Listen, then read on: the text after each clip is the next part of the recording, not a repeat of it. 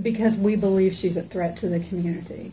Bond is not simply to guarantee the reappearance of a person in court. You also have to look at the severity of the charge and setting that kind of bond, and their contacts or lack of contacts with the community, and whether or not she is a continuing threat to the community, which our position is she is, based upon the very acts you see.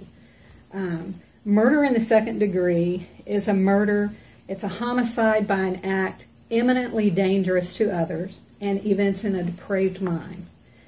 And as you read from the affidavit of probable cause, which also is in my press release, that's what we believe her acts indicate happened. You were saying in your 31-year history of being an attorney, you've never seen, you never worked on a case this large scale. We have not had this kind of mass incident and injuries and fatalities in Stillwater. This is probably shaken this community to the core, and I'm sure you, as the prosecutor, feel a great deal of responsibility with this case.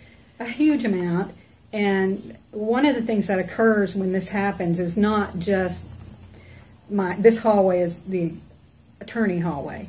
And it doesn't just involve them. At the other end of my hallway, we already have victim witness people trying to take calls from victims that are calling in, determine who the victims are, whether direct victims or indirect victims, because victim witness is concerned with getting victims' compensation claims filed. We're also concerned with telling the victims what their rights are as we go through this criminal process.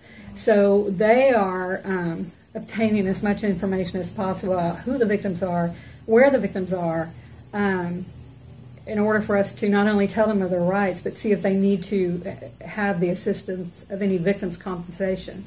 So, and this is important, it's not just the victim that had the injury that's now in the hospital. Victims' compensation can also cover counseling for other victims that were directly at the scene, but had no physical injuries. So we're encouraging victims to come forward and contact our office so we can make sure they get the right services or become aware of the services victim witness offers in our office.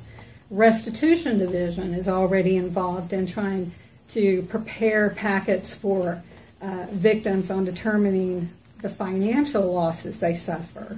And of course, the criminal support division is involved in helping us prepare the charges.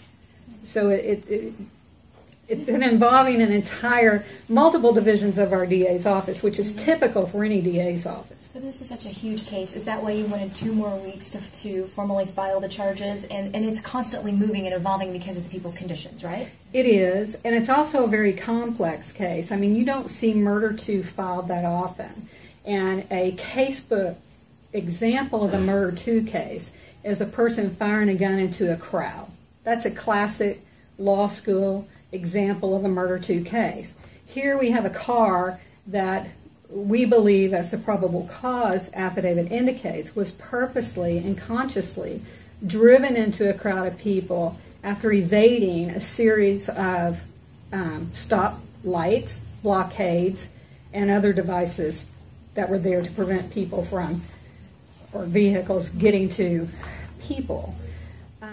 Some of the additional charges that may be filed will can depend upon the severity of the victim's injuries. Well, this is going to take quite a bit of time, and don't anticipate that those would all be filed in 2 weeks. I mean, I don't know how serious some of these victims are, how long their hospital stay is, or what their conditions are at all, other than what's publicly released.